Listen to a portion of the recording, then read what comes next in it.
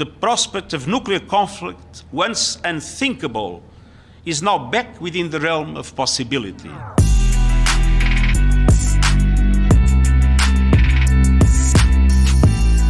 Но мы также и понимаем, что Россия одна из ведущих ядерных держав, а по некоторым компонентам по современности даже многих опережает. Победителей не будет.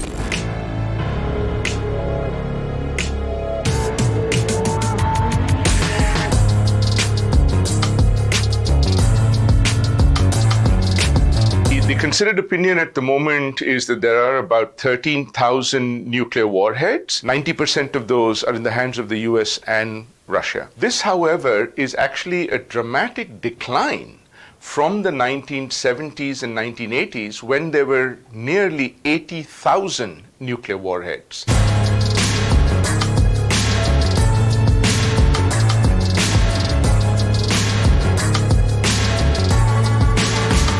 There are these very complex doctrines which have developed around nuclear weapons. And I think the most important one to recognize in them is what is known as mutually assured destruction, right? Which simply means that if you attack me with nuclear weapons, there is no way you will survive my retaliatory attack. So both of us are going to be annihilated. It's a matter of others knowing that starting a conflict would be more costly to them than anything they might hope to gain.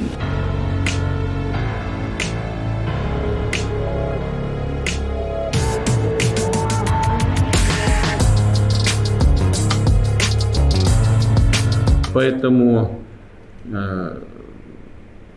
приказываю министру обороны и начальнику генерального штаба перевести силы сдерживания российской армии в особый режим несения боевого дежурства. There was an effort to try and reduce nuclear tensions in the post-Cold War era. And because of that, many of these weapons were de-targeted, not to go into the other side's territory. But this can be reprogrammed very, very quickly. When President Putin talks about, stepping up, if you like, the alert status, I think that is perhaps what he might have indicated. This kind of a threat has never really been given in the post-Cold War world between the two largest holders of nuclear weapons.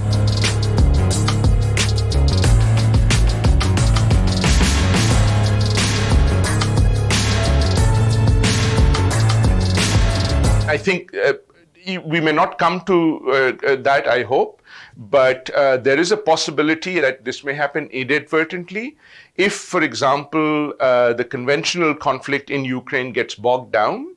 Russia feels cornered. It feels that it cannot lose Ukraine, but it needs to do something dramatic. I think there may be certain pressure, and especially if NATO does get involved, because, as you know, NATO also has its own nuclear weapons. Но вы понимаете или нет, что если Украина будет в НАТО и военным путем будет возвращать себе Крым, европейские страны автоматически будут втянуты в военный конфликт с Россией. The US has said we will not use force. They haven't even talked about the nuclear weapons, but they've even ruled out any kind of use of force, even a no-fly zone, which has been requested by Ukraine. We are not reconsidering or taking steps that would prompt a war between the United States and Russia. Но обращаю ваше внимание, что это в голове западных политиков постоянно вертится ядерная война, а не в голове россиян.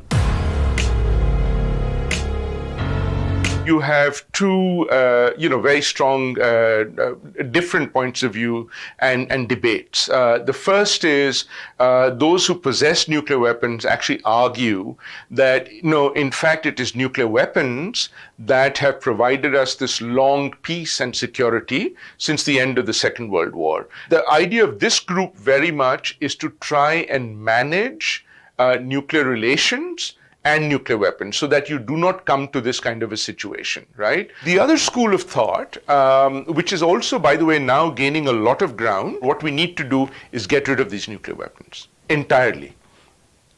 Because they've served their purpose and they're just making life much, much more dangerous. I think there should be really a coming together of these two groups to try and reduce nuclear dangers.